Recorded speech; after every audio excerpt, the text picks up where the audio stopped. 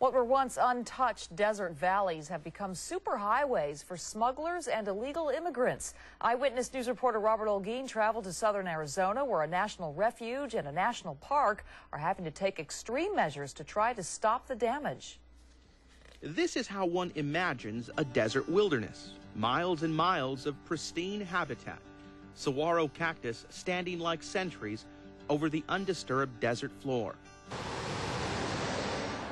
But that's not the reality at the Cabeza Prieta National Wildlife Refuge in southern Arizona, a national treasure that's under siege. Trash, large amounts of trash. Roger DeRosa manages this massive refuge that shares 56 miles of border with Mexico. DeRosa says the refuge is being destroyed by traffic, humans and vehicles, carving illegal roads into the desert and leaving devastation in their wake.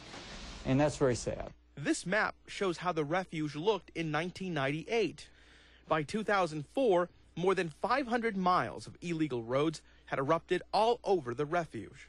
As the Border Patrol increased security in Texas and California, DeRosa says smugglers pushed into the Arizona desert. And it just began to increase because Border Patrol couldn't control it. And of course, we don't have the resources to control it. These illegal roads are more than just unsightly. They have an enormous impact on the desert's ecosystem. These ruts will change the water flow in this area. That will affect the vegetation, and that, in turn, will affect wildlife.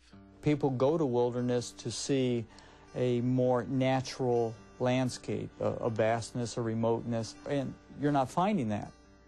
And here is another intrusion you'll find on the refuge. Dozens and dozens of abandoned vehicles, people who tried to barrel through the desert unsuccessfully. We're seeing a pretty good-sized group of people here, right? Yeah.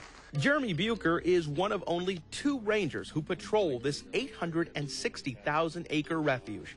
He spends most of his day tracking, then arresting illegal border crossers. Most of them come over on foot, some of them loaded with backpacks full of drugs.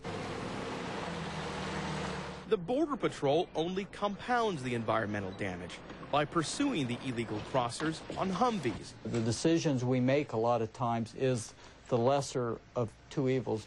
What do I sacrifice of the refuge to obtain homeland security? About 30 miles away, you'll find the Organ Pike National Monument.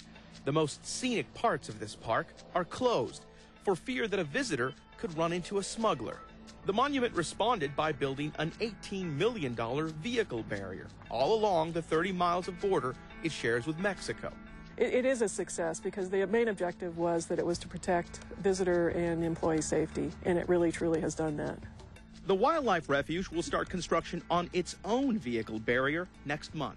If we can shut a lot of this illegal activity off at the border, then obviously it has a very positive benefit for us. The Fish and Wildlife Service says it rescued 250 illegal immigrants on the refuge last year, while 11 died trying to cross. Meanwhile, more than 7,000 pounds of drugs were intercepted. Robert Olguin, ABC 7 Eyewitness News.